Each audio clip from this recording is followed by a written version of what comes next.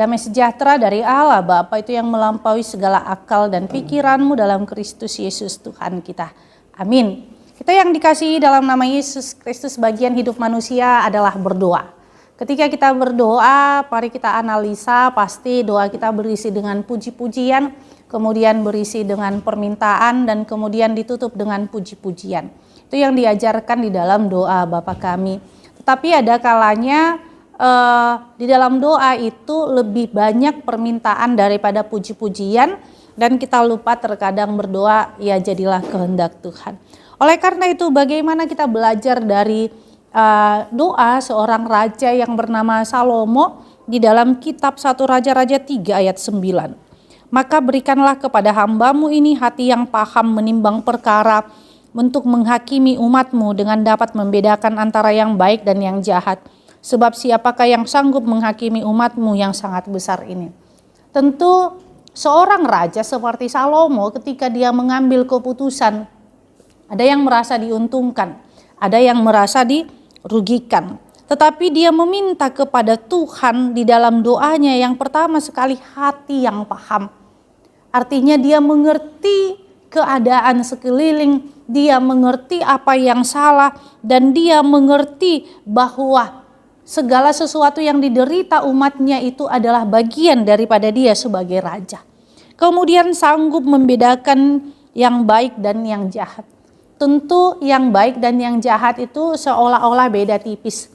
Ketika kita merasakan itu yang baik, belum tentu itu baik buat setiap orang. Tetapi disinilah Salomo meminta hikmat daripada Tuhan. Dalam perjalanan hidup ini kita memerlukan hikmat. Terkadang menurut orang kita tidak reaktif itu salah.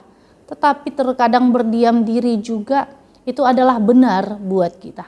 Saya belajar daripada Yesus Kristus. Ketika dia mau pergi ke Galilea, terkadang Yesus pergi ke Samaria, tidak langsung ke Galilea. Kenapa?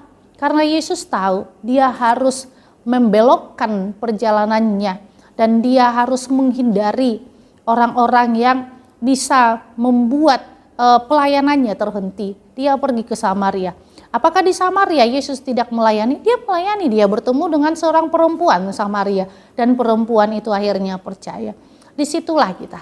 Terkadang di dalam hidup ini memang kita harus ada waktu untuk berdiam diri, untuk datang kepada Tuhan.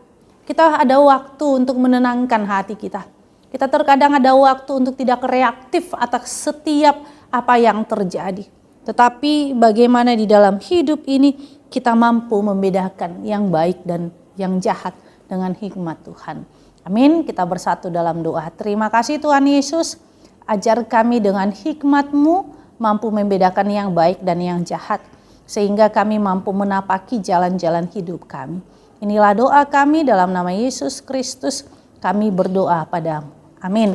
Anugerah Tuhan kita Yesus Kristus dan kasih Allah dan persekutuan Roh Kudus itulah yang menyertai kita. Amin.